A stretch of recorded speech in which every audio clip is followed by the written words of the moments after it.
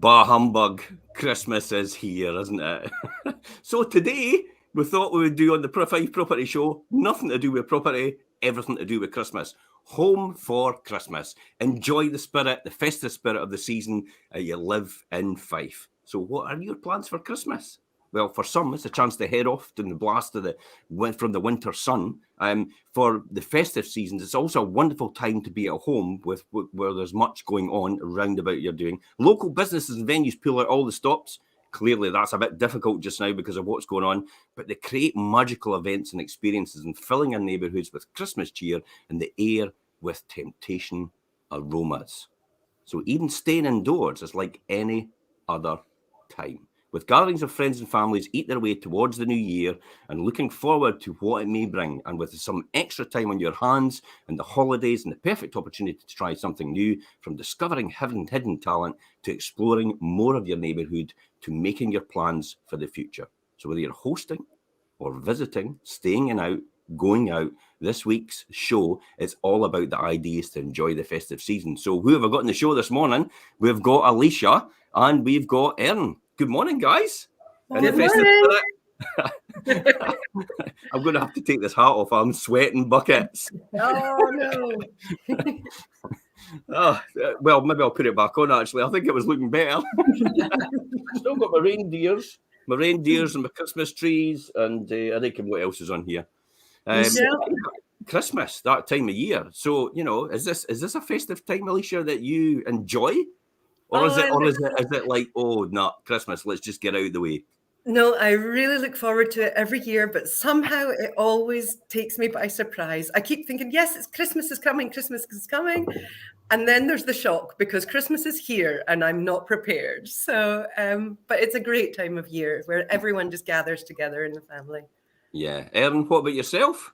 Love Christmas. I love Christmas. It's great for us as well because my family is kind of dotted about all over Scotland. So when it's Christmas time, all back together for the few festive periods. So it's great. It's a lovely catch up. It's just great time, great family time.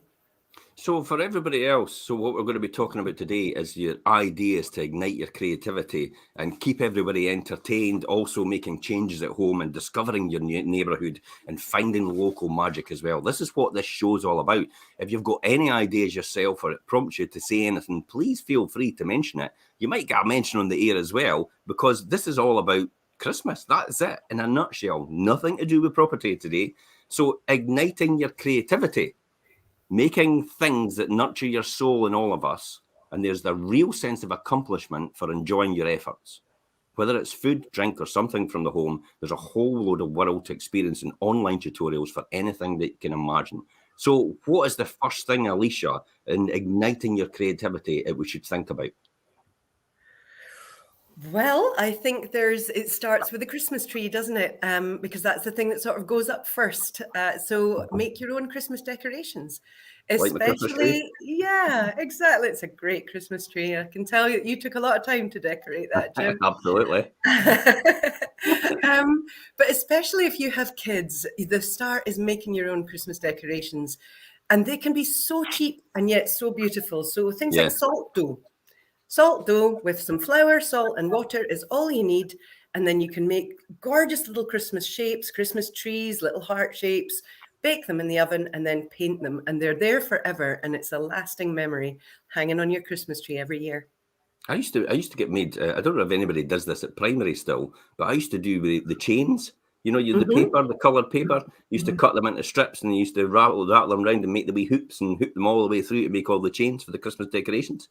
And I used to fold all the paper in quarters and halves and everything and cut all the wee diamond and patterns out, and then you'd open them out and it would just be like snowflakes. Yeah. No, I think the really young kids still do that a lot because it's the first thing that they can do with their developing dexterity. It's just really heartwarming. It's lovely to see it as well as be part of making it. Just didn't eat the glue. Even though it's edible for children at that age, just don't eat the glue. I know it's tasty, but just keep away from the glue. So good fun peeling it off your hand afterwards. What about yourself, Erin? What ideas you got for igniting your creativity? Igniting creativity, I'd say there's a lot of things you can do for me, when I'm with all my family, there's a lot of cooking kind of things we can do. And sort of my gran, she's amazing. I need to learn a few tips from her, but I can't be bothered. I just enjoy eating her food too much. She makes the most incredible mince pies and lovely little shortbreads, and she's got the cookie cutters, does them all in Christmas trees. Just traditional little treats for Christmas that look great on the dinner table. So it's a great time as well. Spend so much time with your family, eating the food. And you can also learn from your gran as well. Well, I learned from my gran. I should try to. But no, you could learn new things as well like that. So it's all about sort of the traditional Christmas dinner. I need to kind of scratch up on for when it's my turn to cook it when I'm a bit older. Oh, you've not got that privilege yet. That's your cooking Christmas dinner this year. No, I've still got probably about 10 years before I've got to do that. I'll go around everyone else first, and then it'll be my turn. You didn't really need to have a certain age. You know, I'll mention that to your dad and your mum about this. So cocktails is probably my idea. I mean, there's loads and loads of things online, YouTube videos and stuff like that for cocktails. I mean, summer hogs, most of the headlines for cocktails, but winter cocktails pack in just as much punch. And the seasonal variations on hot classic toddies, a mixology of hot bourbon cider as well, and then full-on festive frenzy and mistletoe martini, cranberry Christmas cocktail. You know, these are all different things that you could use. So there are loads and loads of ideas online if anybody's looking for ideas for Christmas for creativity. It's cocktails, definitely. Everybody loves cocktails at some point in time. Oh yeah. Christmas food. Christmas. What's the traditional Christmas foods that we're going for? I mean, we know it's all turkey. It's a shame. It's like all the turkeys at this time of year are going, oh no, Christmas is coming. But that's I don't know where that comes from, why we always eat turkey. But what other things does everybody like? We had a goose one year, which was great. It's a sort of richer, more succulent meat, I find, than turkey. I've always found turkey a wee bit dry. Yeah. So we had a goose and that worked well. Lots of other people have roast beef, actually. You have to put lots and lots of fat underneath the skin for turkey and constantly baste it and cook it at a certain temperature and wrap it in bacon as well and stuff. You know, the thing that I love the most about, Christmas is the pigs and blankets. It's like I could sit and eat them forever. It's like I think if you did a poll, most people would agree with that. It's like the 12 days of Christmas, isn't it? You could just eat pigs and blankets every single day. Even when they're cooked 12 days before, they're still good 12. Do you not think they're even better the day after? Yeah, and stuffing at the morning after for breakfast. Yeah, just amazing. What happens with these things? Because this is just not normality, is it? Just the rule book gets thrown out the window, and everybody just throws caution to the wind. Is it turkey curry for New Year? Yeah, after a week of eating curry, you've had enough. I used to do a parody on it, and I used to do like the 12 days of turkey on social media, where it was like, today it's turkey soup, today it's turkey stovies, today it's turkey, turkey pudding, and custard, turkey and custard for pudding, and all the different things. But there's loads and loads of other things. Brussel sprouts, hands up. I'm a Brussel sprouts. Not keen. But I have to say, my mother-in-law does amazing Brussels sprouts, where she puts them in with fried breadcrumbs and bacon. Yeah. And then they actually taste pretty delicious, but I can't make them taste nice when I have to cook them myself. I just load them in a pan and put loads of butter on them and then eat them. That's it. I could eat a whole bowl, no bother. Is that the duty done? You just get. I think you just get so used to it, because I juice a lot with doing vegetables and everything like that. So when I taste Brussels sprouts, it's just quite normal. Your taste buds get used to it.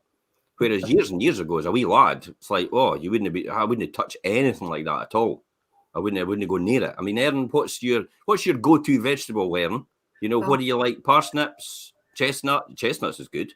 This is when I'm going to experience exposed for being quite a fuss eater. I'll just try and stick to the carrots and try and dump the Brussels sprouts on anyone else's plate, because they always end up on my plate, and I just have to end up trying to fork them onto someone else's and hoping I don't get caught. Yeah, my go-to food. I never eat any other time of the year, but it's parsnips. I just like parsnips because parsnips have got a nice sweet taste to them. That's what I like about them the most. I mean, even Christmas desserts. What's your go-to Christmas dessert? Yule log. I would probably have to say the same, actually. Yule log, just a classic one, isn't it? Yeah, definitely. Mine's trifle. Trifle. Yeah. I see your eyes lit up, Alicia. It's Well, like, my wait a mum's minute, going to trifle. tell I me never off thought for about that not one. saying trifle, because she makes a glorious trifle. It's really boozy. She makes one every year. And so she's going to say what's wrong with my trifle when I didn't say trifle instead of Yule log. So I'm in trouble now. Custard, jelly, cream, all the rest of these different things. I mean, Christmas desserts are not only get your taste buds going before you take a bite, but they're also fun to make. I mean, this actually trifles and stuff like that and making Christmas desserts is a real fun activity for the children. It's an introduction for them for the cooking for the novice. The BBC Food website actually is packed with classics like making gingerbread men and mince pies, and try diving into YouTube for more adventurous creations like Santa hat cheesecake bites, salty toffee fudge banana swirls, brownie Christmas trees. So it's a real creative time to get kids involved as well, isn't it? Definitely. And I would say as well, everyone in my household normally ends up with a cookbook for Christmas or a baking book as well. Yeah. So while you've got a few days off at Christmas, spending time with your family, it's also great just to maybe open that, flick a page open, and just try something new and just get together and do a little team effort as well. It's lovely. Mm-hmm. Alicia, what about yourself? You know, is it? I mean, you know, did any of us? I mean, I grew up, and I was talking about the other day with Haley at Cake Lab, and we were talking about this. It's like I grew up, and my mum taught me to bake. She taught me to do everything else, like cook, tablet, and everything. So make tablet, make cakes, and cook everything else as well. Did everybody else have that experience? I certainly did. And also was a time actually traditionally where you felt a little bit sorry for my mum because she spent the entire day in the kitchen.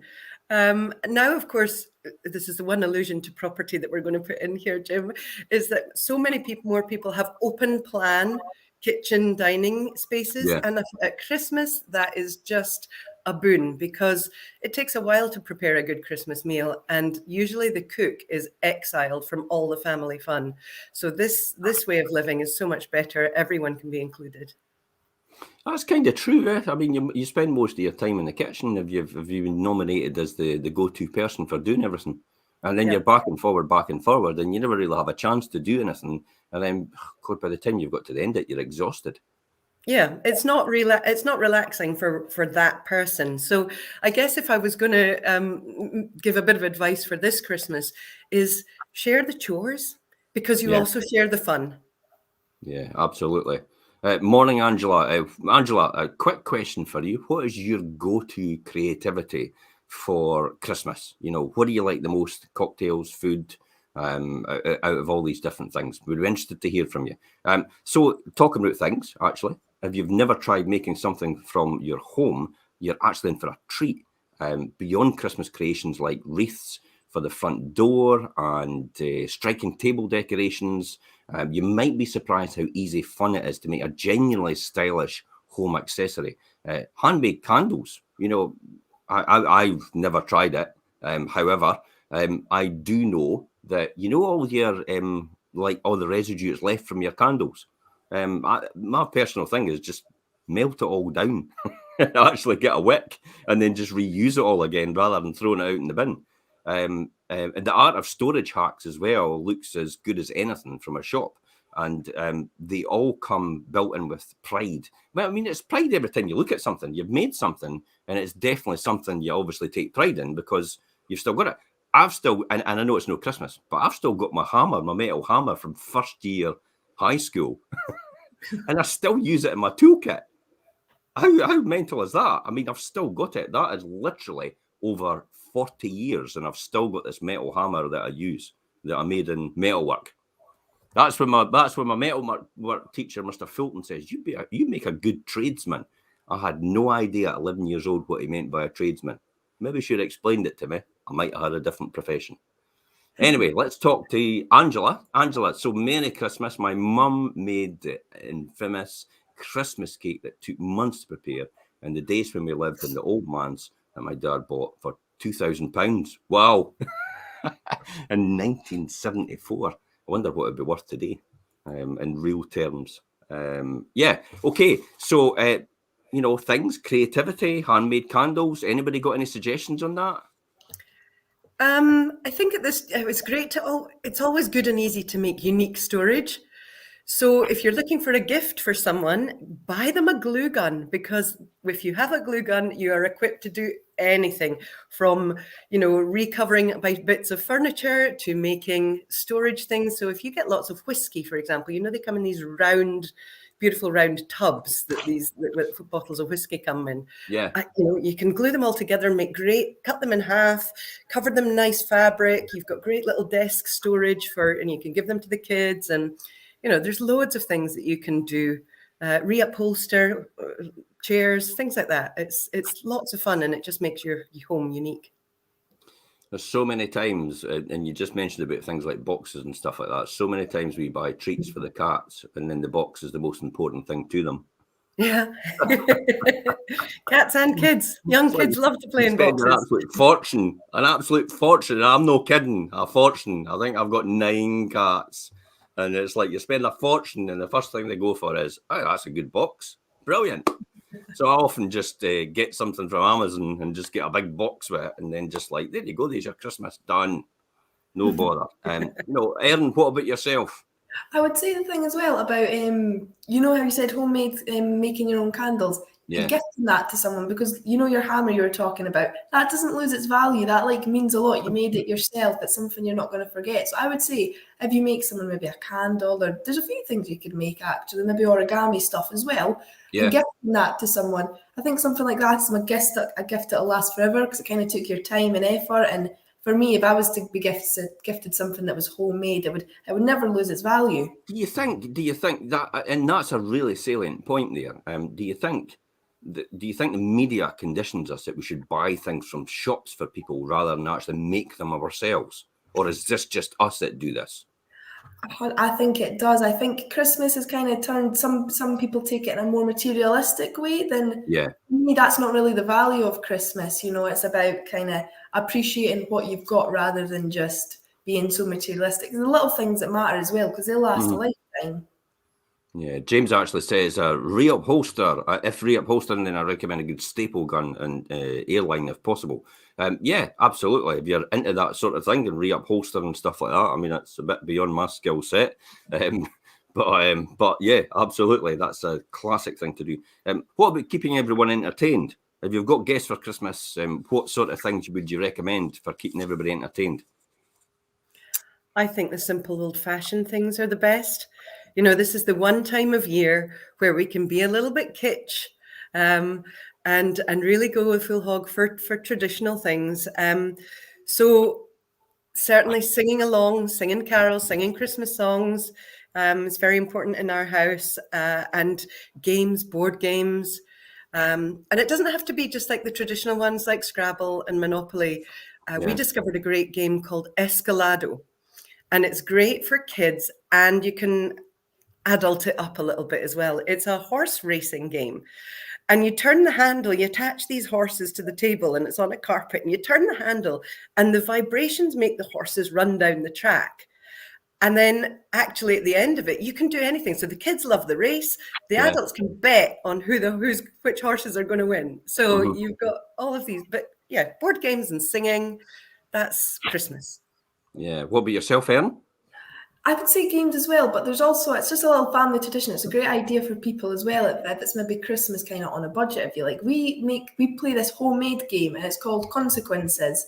So you all sit around in a circle and you pass around the paper, and you write a boy's name, fold it over, pass it on to the next person. Girl's name, fold it over, pass it to the next person. Met at, pass it over. He said, pass it over. She said, pass it over. And the consequence was... And then you end up with the most bizarre things and the most funniest stories that make no sense, but it's a good laugh, and it's great. That's like the Chinese whispers. Yeah. When you think about it, you start off and then everybody has a different context, and logically you think to yourself, it's going to obviously turn out like a perfect story. But yeah, it's hilarious what you'll come up with. It never ends up perfect. It's always the most random and strangest things, but that's great as well. But also sort of good old classic Christmas films as well on the telly. Yeah. And Netflix are doing a new thing actually where you could do Netflix shuffle. So if everyone's arguing over what Christmas film to watch, you could go to the Christmas film on Netflix and there's a shuffle option and it'll just play a random Christmas film. So it saves a lot of sort of bickering back and forth between everybody as well. Yeah, we'll talk about that in a minute. So James actually says his wife has a craft room. She made a little snowman. Can't remember the name, from Frozen for the kids at work. What was the name of the Frozen? Olaf. That's it, James. His name was Olaf.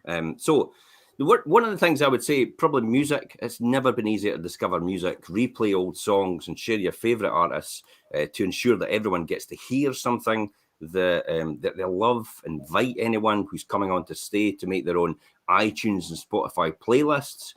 So if you're worried about clashing tastes, play it safe with ready-made Christmas playlists from other platforms. I've got to admit, every single year that's what I now call Christmas comes out all the time. I'm a big fan. What is your favourite Christmas song? You can only pick one. Oh, I'm quite traditional. I like "Oh Holy Night." Okay. I like "Underneath the Tree" by Kelly Clarkson. And I'm going to go for Jonah Louie and "Stop the Calvary." It's one I love every single time. And I'm going to sneak in "Driving Home for Christmas," Chris Rea. That's it's a bit, it's "Driving Home for Christmas" for me actually is a trigger. It's almost like a trigger. It's like, wow, it's now Christmas because of that. So telly, collapsing into the armchair after too much food. Did you realise if you eat so much food, your body actually shuts down? That is literally it shutting down. Yeah, because it can't process all the different food at the same time. So it makes you go to sleep.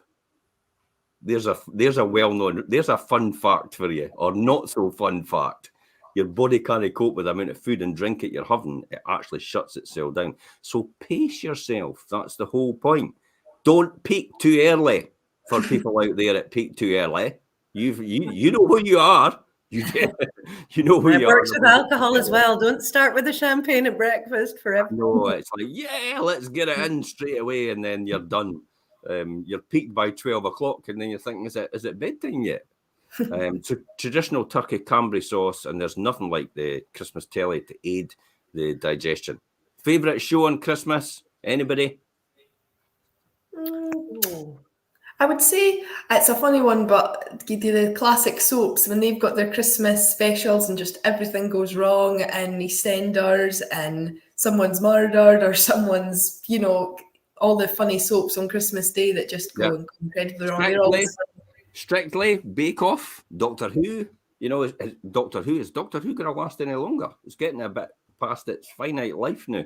I think it's going to end up regenerating at some point in time in the future.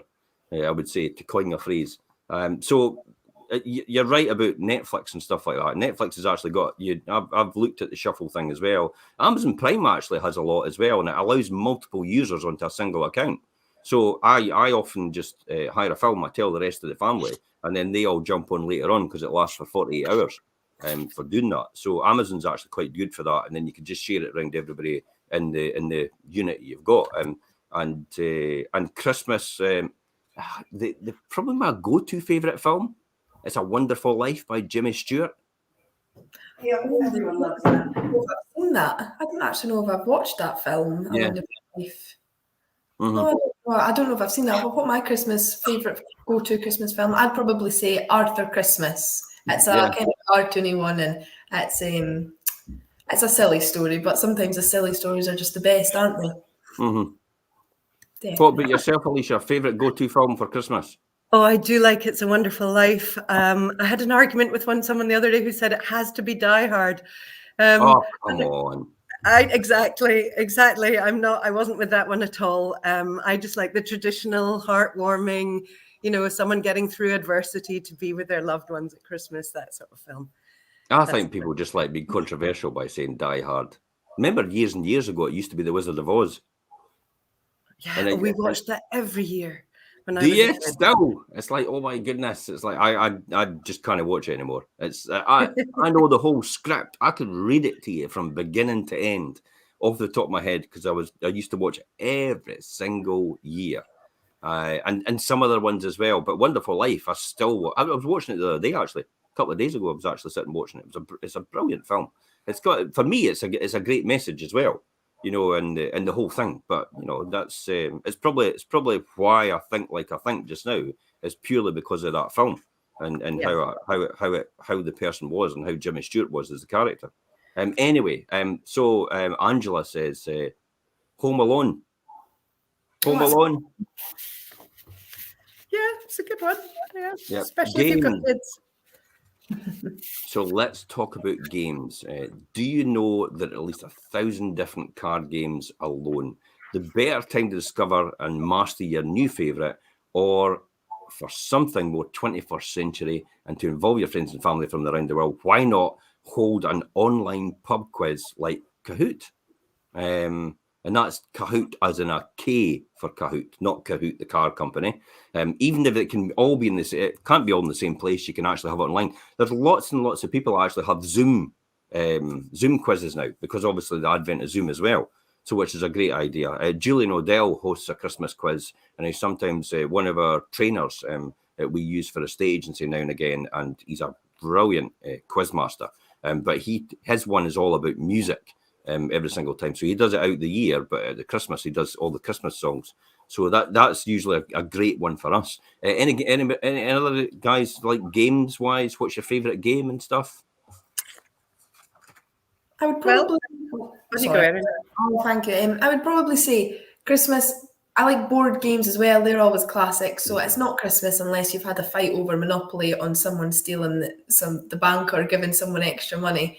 So Monopoly is always a funny one when you're all sat around the table, all full bellies, and you're just waiting on the next dessert. So you're playing a good old game of Monopoly. So that's always a fun one for our family, because especially you can have so many players in Monopoly as well. I'm sure you're allowed up to 8 sort of little characters in it. So it's always a great one to get everyone involved. It's one we play every year, and I always win.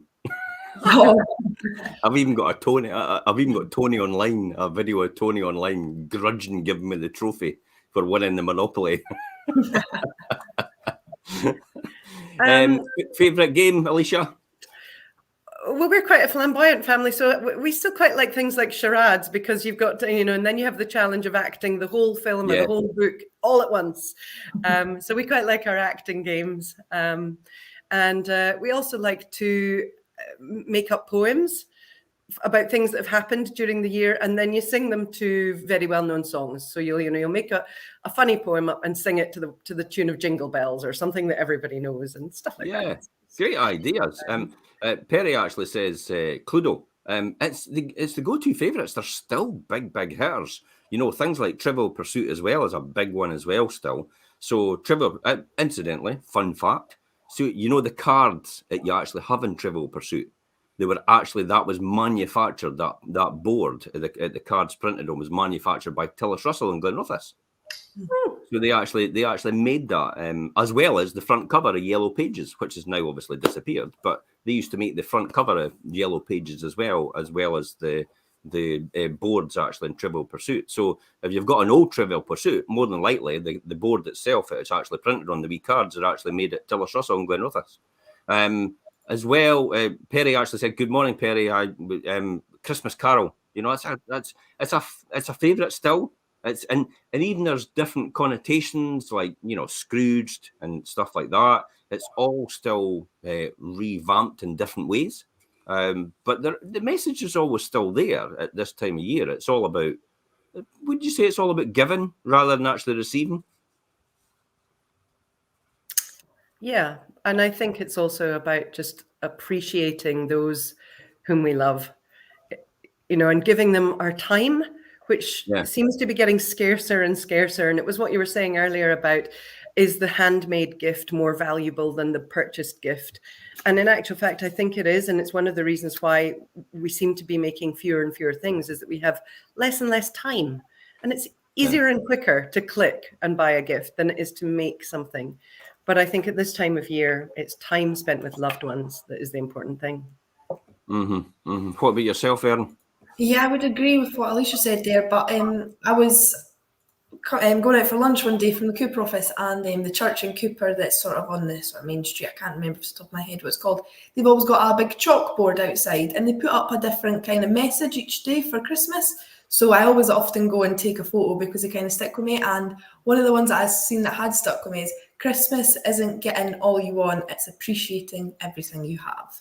So I just kind of thought that was a nice thing. So that's sort of the spirit. That's a great idea. Other things as well, I actually spoke to a wonderful lady yesterday, Caroline MacDonald, and she was talking about how she spins her own wool and talking about the whole process. So she has a proper spinning wheel and she spins her own wool, she puts it into 3-ply and all the rest of the different details about how it's all manufactured. I'm definitely going to do something with it in terms of a vlog because I was really intrigued about what she was doing. And it's some wonderful, wonderful gifts. People still do the knit, don't they? So they do jumpers and stuff like that. We used to call them HMs, Harry Melville. I don't know why it was called a Harry Melville, but we used to call it Harry Melville homemade. It was Christmas jumpers. And they used to be big, huge, not Christmas jumpers. You know, like your fisherman's jumper, big, heavy-duty stuff. I couldn't bear it as a child because everything was itchy when I had it on. I was like, it's just everything. I could just feel it now, and I'm breaking out in sweats just thinking about itching with a woolen jersey on. But that's effectively some of the things you used to get for Christmas as well, and you still get that now. A lot of people still do that, and that's what prompted me about Caroline. So the next thing we'd talk about probably is discovering your neighbourhood. We're all such creatures of habit. So how about mixing things up for a bit of local adventure? So what could we do to mix things up for a local adventure about discovering your neighbourhood? Erin? I would say there's taking the kids out, maybe going on sort of like a scavenger hunt. Maybe there's what you kind of, when you have got that a little bit of time off at Christmas, there's a lot of things maybe in your area that you kind of forget about or you don't realise.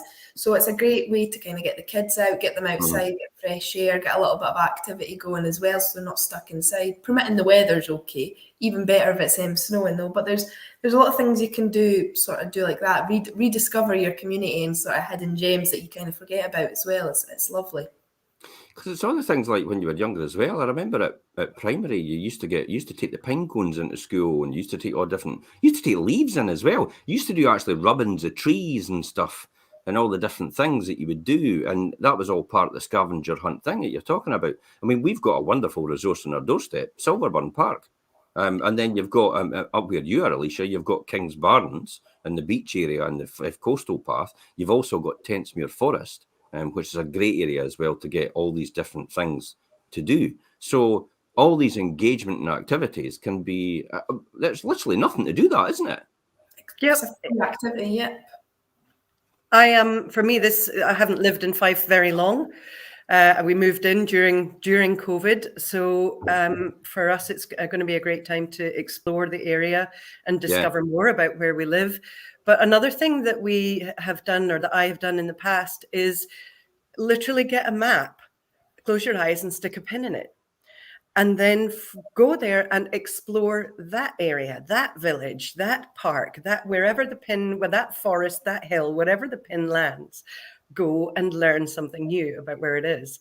And that's quite an exciting, it's a risk, but it has never let me down. It always has given me a story to tell at the end of it. When you say it's a risk, what's the worst that could happen? Well, exactly. The worst that could happen, I guess, is that you stick your pin in a retail park on Christmas Day when everything's shut. I mean, I guess maybe that's the, but actually you can laugh about anything that goes wrong, if it doesn't quite work out to be the adventure you thought it was going to be.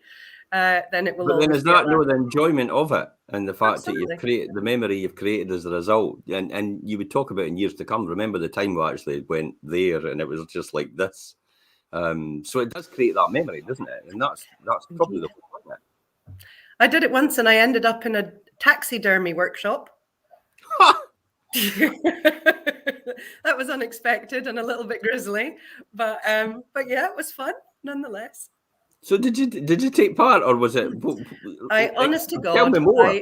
Okay, so I turned up in this little village and there wasn't much going on, but there was a garden with steam in the garden. And I went up and there was a guy with a big fire boiling a pot. And this is a bit gruesome, but I went in and there was an animal's head in the pot boiling to get the fur. And it was to get the fur off it. It was really a bit sort of Twin Peaks, or if you remember Twin Peaks. And so I had to ask him. I said, why are you doing this? And he said, well, I'm a taxidermist. And a bit, again, not very prudent, but I said, oh my goodness, I've never met a taxidermist. And he invited me into his house.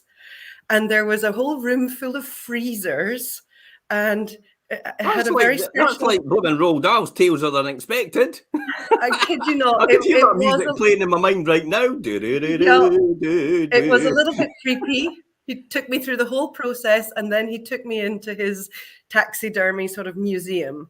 And then it was a little bit gruesome because there was every creature under the sun that you could imagine. There was, there were crocodiles, fish, dogs, cats, foxes, birds, you name it. He had stuffed it. So it was a little bit gruesome, but tale to remember. I'd be hot footing it out there, like, to be honest. So would recommend approach with caution when you close your eyes and stick a pin in the map, right? Definitely. Just make sure you know where you're going first before you start. And just in case, remember that story. So, things like going for a stroll to the shops, the station, or the school, or the gym, or how much of your neighbourhood do you really know? It's amazing. It's amazing when lockdown came in, a lot of people then started to realise what they had on their doorstep as a result of that, because they could only go so far. And then that's when, places like Silverburn Park says, God, our visitor numbers went up 3 times. And then people have actually still come back as a result of that now. So you don't realise what you don't realise until you find it. Probably a classic example for me is when I started running. That's when I realised about the Fife coastal path. And then I came to Ely Point, where it was all the old battle battalion armaments, where the guns were in the turret on the top of the hill, and then coming down. So it was a huge learning experience for me when I started doing all that. And that's how I ended up falling in love with East Nuke and with the Fife coastal path and with St Andrews and stuff like that, because of what it is and where it is and what enjoyment you can have virtually for nothing, because you're literally just going out for a walk. Yeah, as well, that Fife has a lot of got quite a lot of history, hasn't it? There's quite a lot of little things you don't realise until you actually take the adventure and go out your front door and realise what you have got. But it's a lovely place, Fife. There's a lot of little kind of hidden gems, if you like, things you don't realise until you just get out the front door and start walking. But Silverburn as well, like you're saying, that's great now. I was there the other day and they're building another new bit, sort of flower beds and etc. Mm-hmm. They're really just adding to it all the time. So and they've also got some Christmas decorations up as well. So I'm going to have to nip down there and maybe see what it's about again. It's lovely. Yeah. What's the best walks on your and over in the Kingsbarns area, Alicia? Well, I'm very fortunate in that I live right next to Cambo Estate.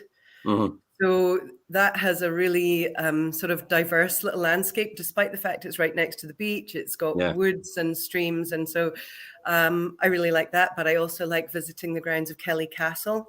I like history. So what I am always amazed about in Fife is that there are so many ruins in people's gardens, in random places. You discover them. And if you're a wee bit of a nerd like I am, I've got some old gazetteers from the 18th century, and I then like to research what I've discovered. So I'll find an old ruin, I'll find it on a map, and then I'll research it and I'll learn something. I like learning things, so it's never time wasted if I can discover something new. That's what I find is quite good when you go out walking as well. You do come across these things. Especially at your neck of the woods, where all these different ruins are, and you're randomly walking in the middle of the forest, and then there's just this ruin with several trees growing out of it. You probably know where I'm talking about, actually, on the Fife Coastal Path. And then you've got all these wee bothies on the Fife Coastal Path as you go along the front of Crail and stuff like that, just sitting there. And I'm thinking, they're abandoned. They're just falling down now. So why? How is that possible? Why would nobody resurrect that? So I've always been intrigued as to wonder what they were and where they were, why they were there. But it's actually getting all the information. So how do you find out? Where do you find out about the research, about all the information? How do you get that? Okay, well, I have a collection of index books that I've been kindly given over the years. But if I don't have that, and it is to do with Fife, I will contact the university library. And St Andrew's got a huge university library are so helpful. And they are slightly like-minded. They're a little bit nerdy like me, so they enjoy the challenge of discovering. So I will describe, as you said, maybe a ruin on a beach, and it's been quite a big building, and and then they'll say, they'll go away and they'll come back and they'll say, oh, we found it. It used to be the lifeboat. That's where the old lifeboat was housed in Victorian period, and there's a story to tell with every property. So they've always been very helpful. So there is lots of things to get out when you go there. I mean, even the walk on the well side. I mean, nature looks good at any time of year, but something particularly special about a stroll in the crisp winter air and wrapped up in your woolies and the forest and the parks and the lakes and head on to your favourite spot or visit a place that you've never been. I mean, keep a pot of mulled wine. Anybody like mulled wine? Is it a big thing? Oh yeah, every year we have it. Glühwein, yeah. Right. Yeah. Okay. I'm kind of on and off about it. I wouldn't say I disliked it, but I wouldn't be a great fan of it. I mean, Erin, have you tried mulled wine before? No, I've not actually tried it, but it doesn't really inspire me to try it, to be fair. It doesn't, in my head, it doesn't really sound nice, and I can't imagine it tasting that great either, to be honest. Yeah, Alicia, you'll need to bring it into the office. It's a deal. Actually, that was one thing you mentioned. You skirted over really quickly, Jim, was the Christmas cocktails, and they are lots of fun. Especially you always get given these rubbish liqueurs, the fruit-based liqueurs. Oh, every year. Everybody gives you a bottle of cherry brandy or raspberry liqueur or something. Well, you can make some sublime cocktails with a bit of vodka and some lovely fruit liqueur that you would never drink at any other time. And, you mix it all together and experiment, and wow, you can have a great afternoon that way. Vodka's great with almost all liqueurs. Baileys as well, chocolate martinis, Baileys, chocolate liqueur, and vodka. Little sprinkling of chocolate. Find your local magic.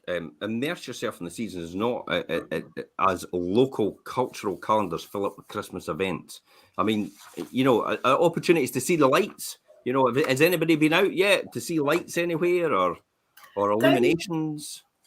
Down Leaving High Street, they've got all their. We've got the big Christmas tree up at the Wall Memorial, so that's nice as well. But also, as you go further down the High Street as well, they've added some new lights, and it's normally classic what we have every year, but it's still kind of nice just to take a wander down when it's dark and it's cold, and you've got your big jacket on, like you said, and your woolies. It's nice just to sort of see the bright lights in our little hometown, isn't it? Yeah, I mean, Alicia, where have you got anywhere in your place? The northeast of Fife.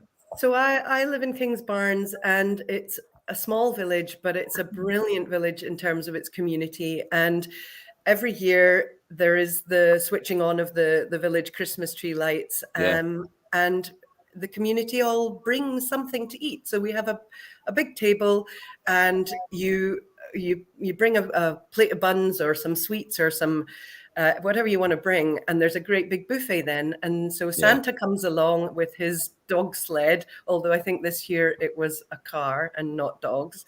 And it's just a time we all have drinks on the village green, and it's just a nice time to wish happy Christmas to the community.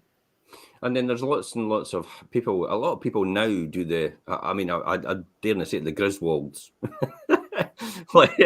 I see you're looking. It's like National Lampoon's Christmas. What is that? Griswolds, the Griswolds see the people of the family, and it's like we're going to make this. They're going to light up our house for Christmas, and it had to be everything for Christmas. So, but there's a lot of people actually do that now. They light their houses up, and they put snowmen in the garden. They blow up Santas and stuff like that as well. They go to the nth degree, Over the road from me, we have Dick Simpson, and Dick used to raise money every single year for various charities all the way around, and it was absolutely fantastic. He did a great effort, and he's still got it lit up just now.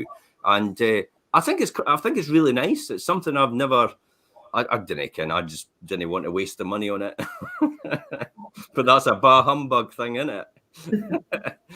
Typically at this time of year, I'd be sitting in Spain right now. But unfortunately, because of the situation, I can't be sitting in Spain. So often I'm out on my bike in 18, 19 degrees, cycling around where I am. And they've got Christmas songs going, and they're putting the decorations up, but the sun's out and it's 18, 19 degrees. So it's an odd experience for me to be sitting here for this time of year, actually, and thinking, wait a minute, Christmas is just around the corner, and it's colder than usual. Probably hence the reason why I've got this on. Yeah. So carols, anybody doing carols, or has most of this been cancelled because of the COVID situation? Because I had seen things online for carols and concerts and stuff like that. Is this still going ahead, or is anybody doing things? Is the church doing anything? Yeah, certainly where I am, there was a community group went around carol singing door to door. I was isolating, so I couldn't go, but Alex and Arabella went. And that's really nice to be able to go to the elderly members of the community that can't get out. So you take a bit of Christmas cheer to them, sing them a carol on the doorstep. But the churches are still doing things. I always used to go to Christmas. It really doesn't get more Christmassy, really, than carol singing, doesn't it? No. I mean, it really makes Christmas feel in with the gusto or the gentility. I mean, you're an opera singer, Alicia. Yeah. So is Christmas carols an opera thing as well, or is it like that just doesn't happen? Oh yeah, very much so. It's yes. So I ordinarily in the opera world we have a host of messiahs. So Handels Messiah is always sung at Christmas time. So from a work perspective, that's where the work comes from at this time of year. If you're not involved in actual operas, you have the circuit of oratorios and the Messiah, the story of the birth of Jesus. So that's significant as well. But even just going to your local church and giving it laldy, as they say, it's just a lovely way to spend Christmas Eve. Yeah. Christmas carols, Erin, is it your thing, or maybe no? Or not really. I really enjoy kind of watching Christmas pantomimes, though. Sort of going to the Adam Smith here in Kirkcaldy, they always put on great pantomimes as well, and it's local to us as well. It's only 15-20 minutes up the road, so it's nice to support that local theatre as well.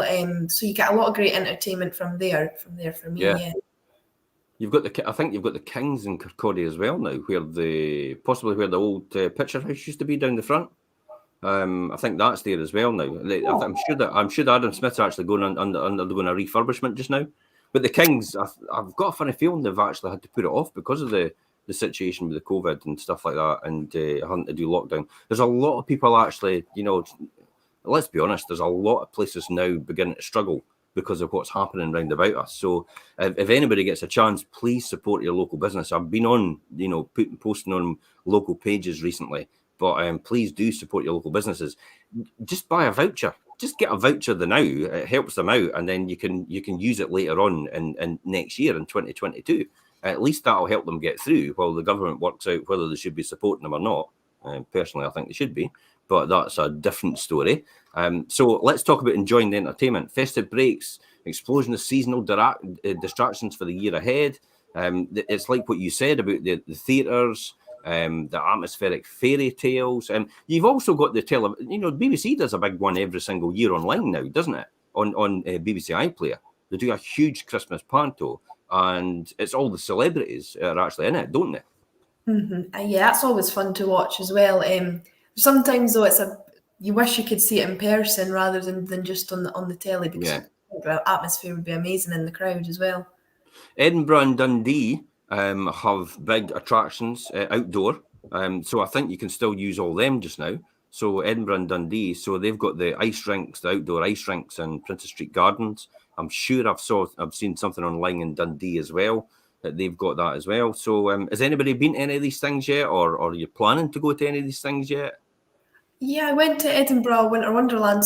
Most of my friends are at Edinburgh University, so I took a few days off and went through to visit and went on the ice rink, the big wheel as well, and it was great. And because we went through the day, it was quiet as well, so it was easy to just skate around back and forth non-stop. I was tired at the end of it though. Do you think going during the day is a lot better than going at night? Well, I suppose if you go at night though, you've kind of got the darkness and you see all the lights up, whereas in the day it's still daylight, but either's good. The Christmas spirit's going to be there all night long, all day long. I always try to convince Elaine to go on the big wheel, but she's not up for it at all. I'll tell you what, it's because when it gets to the top, it's windy and the carriage does start shaking about. It's safe though, but I could see why Elaine would be scared. It's your sometimes your life flashes before your eyes when it's swaying back and forward at the top, and you're thinking, can we not just get down? Can everybody not just get off as quick as possible so I can get moving? And I often, the ones they twirl it. So I often, you're able to spin it. I tell you what, I go for it big time. I often make myself ill at the end of it. I'd end up twirling it so fast. I'm like, oh my goodness, I'm feeling really ill now. But that's the sort of things that these are all different outdoor distractions of what you can do. Christmas markets are inescapably one. Cooper's got one on this morning, the farmers market this morning, so that's on till 1 o'clock today in Cooper. And the St Andrews one, I think, the first Saturday in every month, as well as I think the Leven one is the first Saturday in every month. East Nuke, the Bass Rocket St Monans, the East Nuke market is I think it's the first Sunday in every month, possibly. Don't quote me on it, but there's one going on there. Bowhouse has got a regular one going on every month as well, just across from St Monans. So that's a really good market as well. Any other markets going on apart from these ones? Anybody knows about? They're all across Fife. Fife is amazing for that. There's that you've named the main ones for me in my area. Yeah. And then of course you can go further afield. The Edinburgh Christmas market is pretty huge, which is enjoyable for that last minute shop, I guess. But locally, they are the best for quality. It's best to go local. Yeah. So let's talk about making changes at home. The list wouldn't be the same really as we didn't have a property themed sort of thing. And the holidays are the perfect time to use your home in different ways, or give it a different look. I would suppose. So what things can we do to give your home a different look, Alicia? For sort of permanently. Or just for Christmas? Okay.